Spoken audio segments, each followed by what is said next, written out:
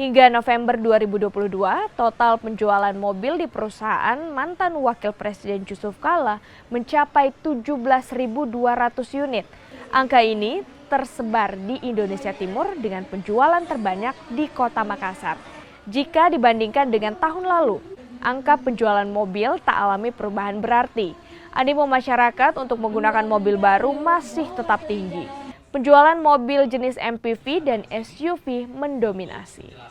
Penjualan kita sampai dengan Oktober 2022 ini mencapai 17.200 ya.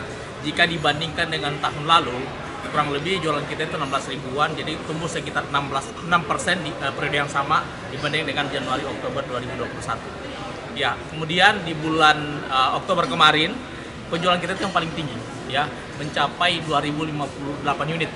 Ya, jadi tumbuh kurang lebih sekitar 15% dibanding dengan bulan sebelumnya.